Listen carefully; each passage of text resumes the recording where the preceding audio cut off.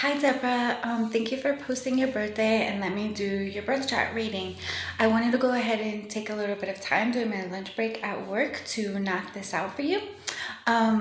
So you can see that the background that I chose for your video is Marilyn Monroe, which is very fitting because she is a Gemini, just like you. You have a Gemini sun. And since we don't know your birth time, we are going to know the characteristics of your personality. We're not going to know your rising sign or where this energy plays out in your life. So if you can find out your birth time, we can dig even deeper and really have some fun with your birth chart. So Gemini sun exists collaboratively. Two people in one.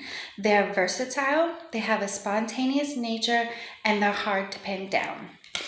And the nickname for a Gemini sun is going to be Miss All Up in the Kool-Aid. So Gemini is very curious and likes to communicate and likes to talk. So I'm sure you know all the tea, girl.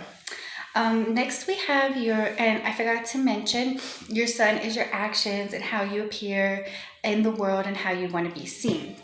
But your emotional nature, your inner self, is your moon sign, and you actually have a moon in Taurus. So this is a really good placement for the moon. The moon is exalted here, which means it's basically like a kid in a candy store. It loves to be here. And Taurus moons, they feel steadfastly. They are strong-willed, patient, and affectionate. They're very sensual. They find security through possessions. They feel with their senses, and they despise spontaneity. So this is kind of a contradiction, right, with your sun who loves spontaneity and then the moon who despises it. So you might have that internal conflict going back and forth in that area of life. And then the nickname for the Taurus moon is going to be the sentimental hoarder. So you might have a lot of possessions in your home, and you might add sentiment to these things. That's why that's the nickname for that. So the next is going to be your Mercury sign. Now your Mercury is how you think and communicate, and this is in the water sign of Cancer. So Cancer Mercury, they speak sensitively, they have an excellent memory, so you can be a great historian, and this could be a really cool thing, but it could also cause a little problems bringing up stuff from 1992, so try and let it go, girl. They're very good listeners, they have a caring nature, so you're going to think and communicate in a caring way. But you have a very strong intuition, and you might have a tendency to take things personal. So be careful that you're not twisting things around and like making it a personal attack when like 9 times out of 10, whatever somebody's talking about or whatever, it's not even about you. People have their own stuff going on. And I know that's hard, but it will be helpful for you to try not to take things personally.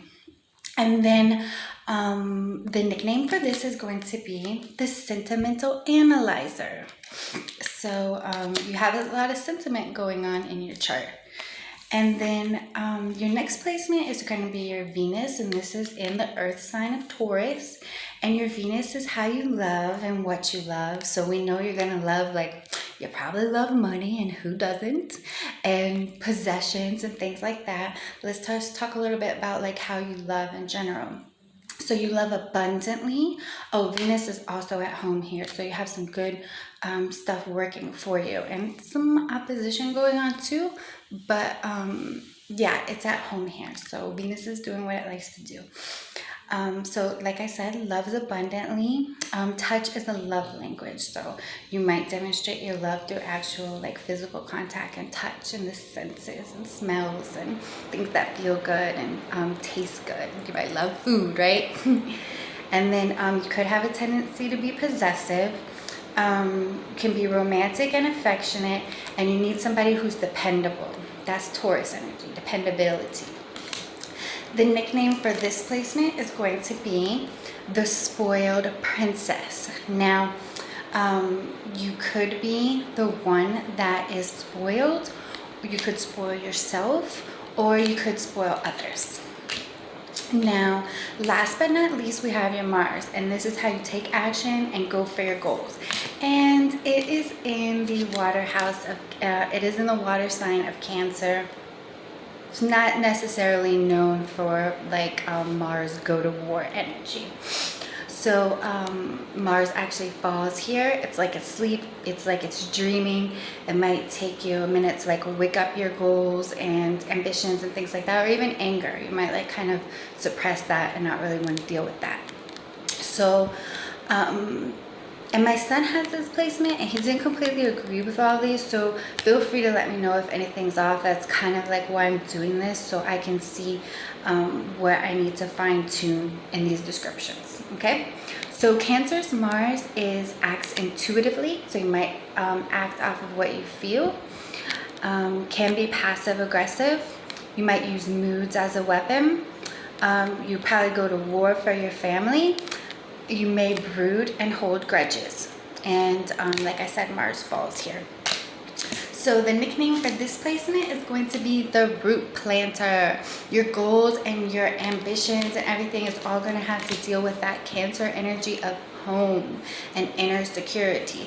So all of your goals and things that you're going for are going to somehow be involved with just getting you set up with that strong home foundation, whether it be a physical home or your internal home. So hope you liked your reading. Yours was kind of short because we don't know your time, but if you get that, we'll go back and go even deeper into it. So thank you. Happy Friday.